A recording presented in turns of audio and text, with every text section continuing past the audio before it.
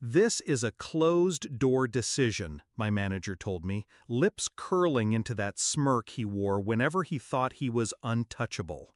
A week later, at the all-hands, he proudly clicked to the churn slide I once owned, the one I'd built, refined, defended. The room went silent. The CEO, seated in the front row, slowly turned, not to the screen, to him. Not with anger, with something worse. A look of pure, dawning horror.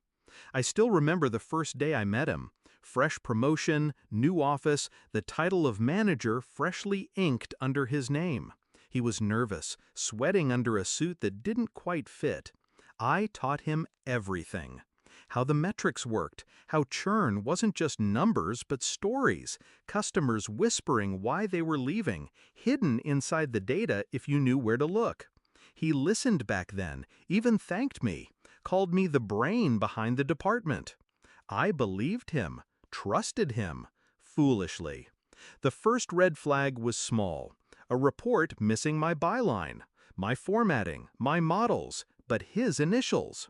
Then, meetings I wasn't invited to, strategies I had drafted suddenly coming from his mouth, polished and passed off as his brilliance. I confronted him once. He smiled, said, "It's not personal, it's politics." That's when I knew. He wasn't incompetent, he was erasing me. Piece by piece, slide by slide, he was building a castle on the bones of my work. I didn't rage, I didn't beg, I went quiet.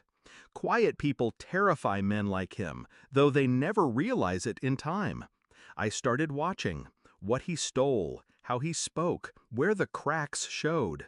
Because here's the truth, it's easy to copy the surface of my work, the fonts, the colors, the slide transitions.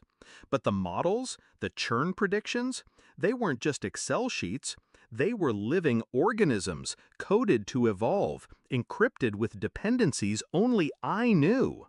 To him, they looked like numbers. To me, they were a loaded gun. I prepared my exit the way a surgeon prepares an incision, clean, precise, inevitable. I knew the exact day of the all-hands. I knew he would stand there, preening in front of 300 employees, presenting my slides as his triumph. So I made a simple adjustment. A seed buried in the formulas, a dependency hidden beneath layers he'd never bothered to check. The slide would look perfect on his laptop, smooth curves, promising numbers. But the moment it hit the company projector, the real data would surface. No disguise, no edits. Raw churn, red, bleeding across the screen, and tied, in the metadata, to my login history. Proof it was my system, my design, my truth. All he had to do was click. The all-hands was theater. He strutted across the stage like a king. Click. Revenue growth. Applause. Click. Market expansion. More applause. Click. The churn slide. Silence.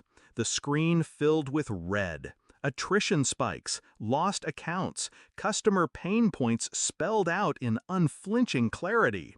Numbers no board could ignore. I watched from the back, 300 eyes shifting, murmurs rising.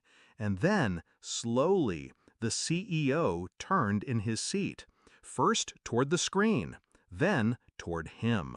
Not with anger, but horror, realization. Because the man on stage wasn't presenting strategy, he was confessing fraud. I left before the meeting ended. I didn't need to see the collapse.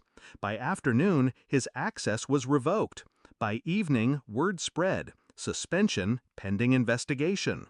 The same colleagues who once praised his polish now whispered his name like a warning. He smirked at me once, thought betrayal was a game. But I don't play games. I build systems, and systems remember their maker.